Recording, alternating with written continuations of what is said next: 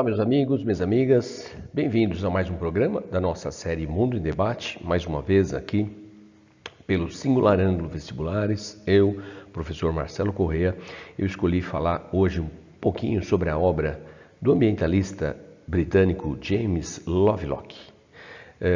Ele faleceu finalzinho de julho, faleceu no dia 26 de julho exatamente, quando completara então 103 anos, e os jornais deram uma cobertura, os jornais brasileiros, né, bom lembrar, deram uma cobertura muito superficial, para não falar que nem tocaram no assunto, tá? Então tá aqui, tá a matéria da CNN Brasil que me chamou a atenção, mas é possível encontrar outras matérias, mas como eu disse, jornais brasileiros passaram quase que despercebido.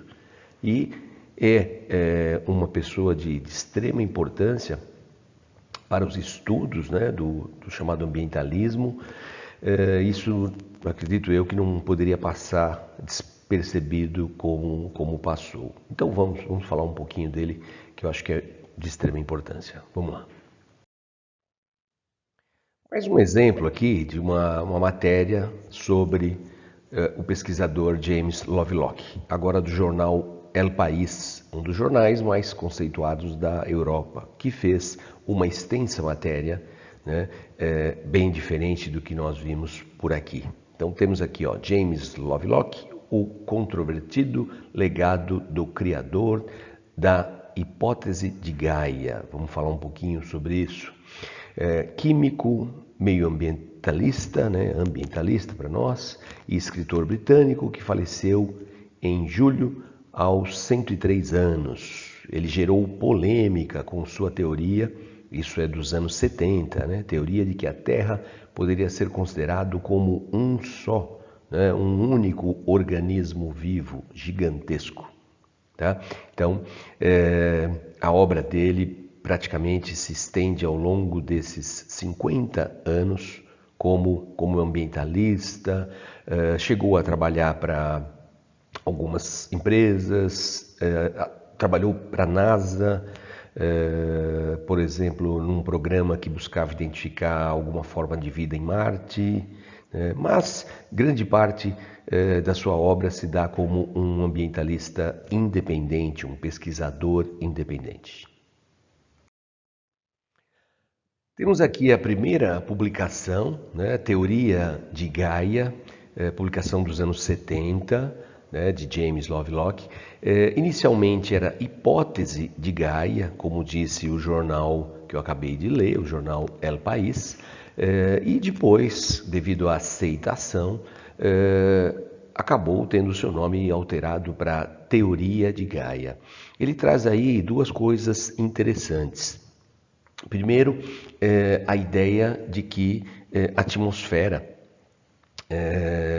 primeiro de tudo, né, que ele vai chamar de Gaia, fazendo uma referência à mitologia, é que a Terra reage como se fosse um único organismo. Isso aí é o principal. A ideia de que o impacto que nós causamos é sempre localizado, mas os danos são globais. É como um organismo vivo qualquer. Quando ele sofre algum tipo de agressão, o organismo todo se mobiliza para corrigir, né, essa agressão, para minimizar essa agressão. E outra coisa interessante também, que ele e causou muita polêmica nos anos 70, quando ele afirmou que a Terra, agindo como um único ser vivo, ela tinha, por exemplo, a capacidade de manter estável dentro, né, claro, de certas flutuações, mas manter estável a sua própria temperatura. Tá? O Sol nos envia ondas eletromagnéticas, né, luz, essa luz atinge a superfície dissipa calor e a atmosfera retém parte desse calor, fazendo com que a temperatura não varie tanto, né, da noite para o dia. É o princípio do efeito estufa.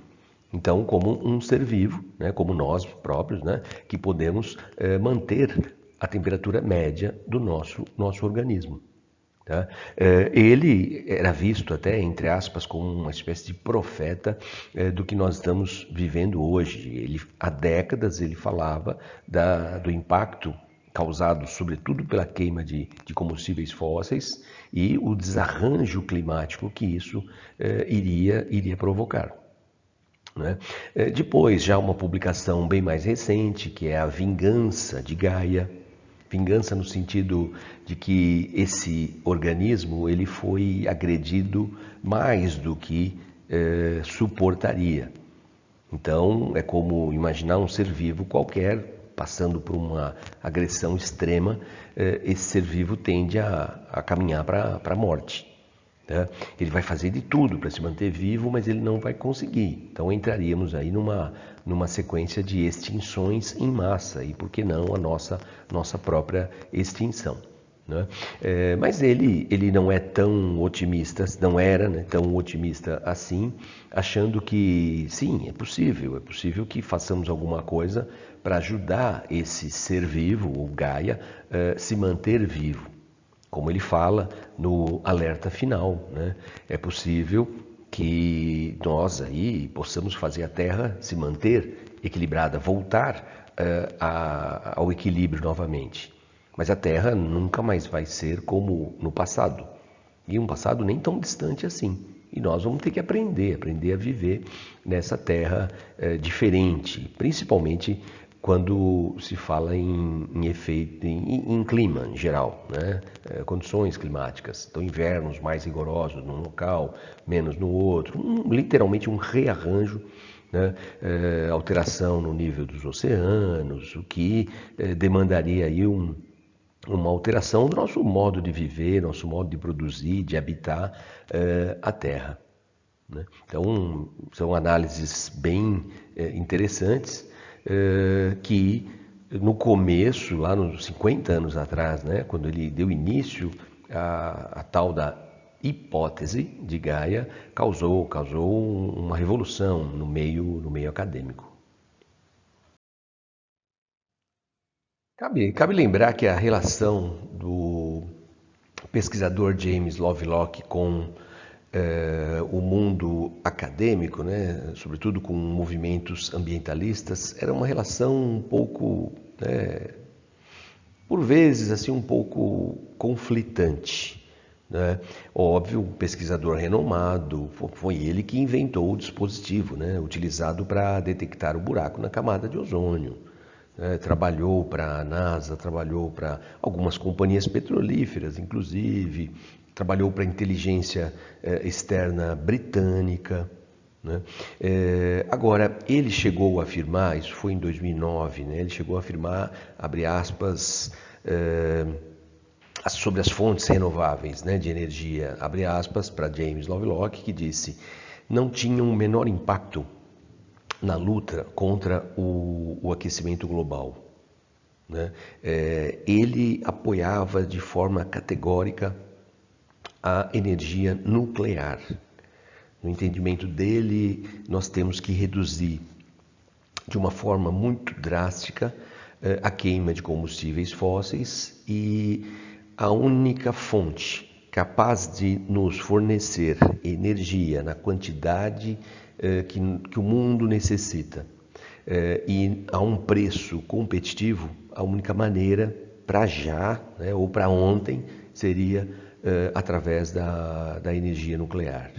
E a gente sabe que esse é um ponto muito difícil entre os próprios ambientalistas. Sim, alguns ambientalistas são favoráveis, reconhecem que, de fato, as chamadas fontes renováveis, que também têm lá os seus impactos, a solar, a eólica, a maré motriz, né, elas de imediato não podem fornecer a energia que nós precisamos, né? Mas que, óbvio, devemos continuar investindo nelas, mas a necessidade é enorme e é urgente para uma interrupção quase que imediata da queima de combustíveis fósseis. E daí, sem energia, sem economia, o mundo não avança, né? Então a única maneira seria, sim, a fonte nuclear. E aí já dá para imaginar a confusão em meio aos ambientalistas. Agora, por ocasião da sua morte, o Museu de Ciências de Londres fez a seguinte afirmação, abre aspas, Lovelock estava décadas à frente de seu tempo em seu pensamento sobre a Terra e o clima, fecham aspas. Isso é uma fala, é uma afirmação do Museu de Ciências de Londres. E completam dizendo, aspas, a mudança climática é a mais perigosa para a vida na Terra do que quase qualquer outra doença concebível. Fecha aspas, isso é o museu lembrando uma fala do pesquisador James Lovelock. Vou repetir. A mudança climática é mais perigosa para a vida na Terra do que quase qualquer outra doença concebível. Ele fez essa afirmação. Em 2021, ano passado, pouco antes da COP26, da Conferência das Nações Unidas sobre Mudanças Climáticas, ele publicou, praticamente é o seu último artigo no The Guardian, ressaltando que a Terra pode, aspas para James Lovelock, destruir a humanidade. A Terra pode, aspas, destruir a humanidade antes que a humanidade destrua a Terra. E que tinha dúvidas se ainda era possível salvar o planeta de uma catástrofe climática. Ele destaca isso no livro Alerta Final. Quer dizer, nós já agredimos a Terra numa proporção que ele até colocava em dúvida no artigo, não no livro, colocava em dúvida, será que ainda dá tempo? Se de fato houver um esforço, mas um esforço de fato global, algo real e não simplesmente a retórica, acredito que sim, mas ele mesmo coloca isso em dúvida.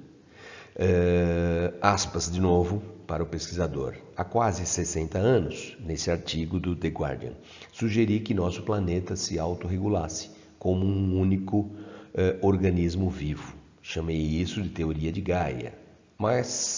E mais tarde fui acompanhado pela bióloga Lynn Margulis, que também adotou essa ideia. Ambos fomos duramente criticados por cientistas da academia. Nos anos seguintes, vimos o quanto a vida, especialmente a vida humana, pode afetar o meio ambiente. Olha que interessante aqui, né?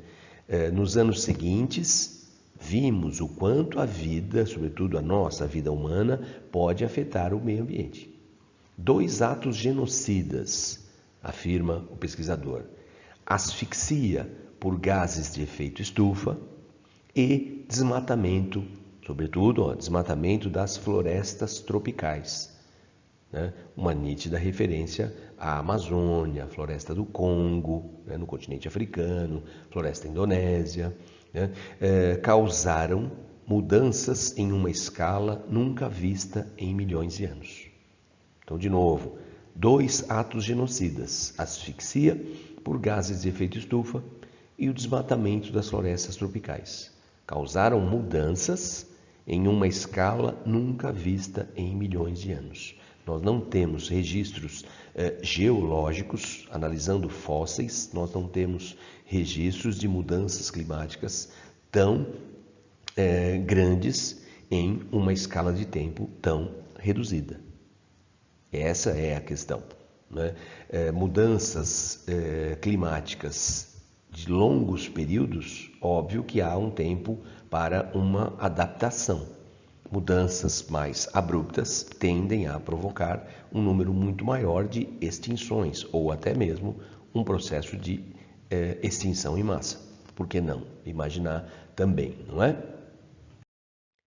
Bom, para finalizar, independente de existir ou não, em certos pontos, uma controvérsia entre ambientalistas e o pensamento de James Lovelock, óbvio, um pesquisador sério, uma vida inteira dedicada à ciência, e claro, não pode ser desprezado como os jornais infelizmente desprezaram. A gente sabe que Jornal noticia aquilo que vende, então, no momento da política internacional, de guerras, de inseguranças alimentares, política partidária, isso acaba naturalmente ficando de lado. Não deveria ficar, mas acaba, né?